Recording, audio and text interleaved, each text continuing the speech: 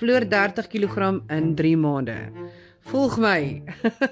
Ons het doen 'n countdown van dag 90 af na dag 1 toe en ons is nou op dag 88. So as jy van die vorige video's gemis het, skraal net terug. Okay, jy sal die kos daar kry en alles wat ek gedoen het tot nou toe.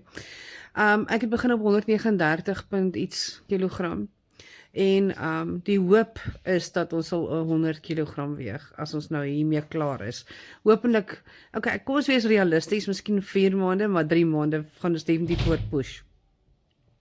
Ons gaan skoon eet, alles reg doen en ek gaan absoluut niks drink vir die volgende 3 maande as net heilige skoon water nie.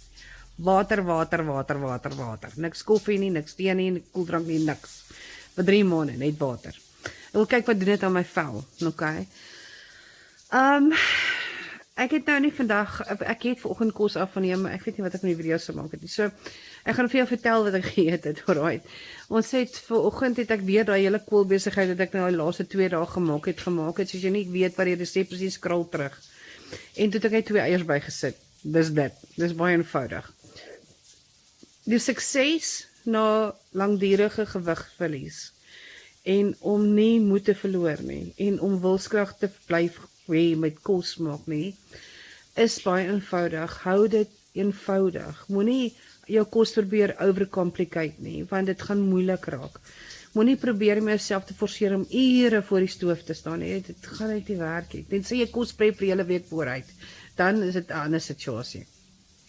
Moenie eet as jy honger, moenie eet net as jy honger is nie, want die probleem, veral as jy nie geprep het nie, want dan gaan jy jou vergryp in enigiets wat voorkom. So, moenie reaktief eet nie. Dis wat ek probeer sê. Eet met 'n doel en eet voorberei vooral, is jy nie honger nie, eet as jy moet eet, want anders dan gaan jy net honger raak en dan gaan then all sense goes out the window. So ek moet myself vanoggend geforseer het om ook te eet. Ek was glad nie honger vanoggend gewees nie. Inteendeel, ek het so baie stres gehad vanoggend, nie snaaks nie. Maar in elk geval, dit daar gelaat. Ek het nie vandag gaan oefen nie, ek het gaan stap so klein bietjie. Nie regtig baie nie. Ek gaan dit eers te minimum te mention, okay? Want letterlik het ek vandag letterlik net gewerk. Armoelike kliënte gehad. Ons die deur getrek. Ons almal kry daai dae.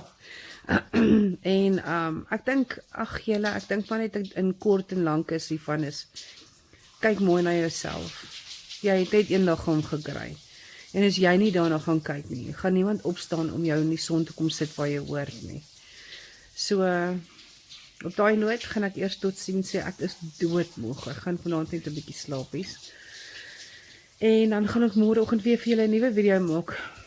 Ek maak môreoggend iets anders behalwe koolkos, ek kan nie meer nie.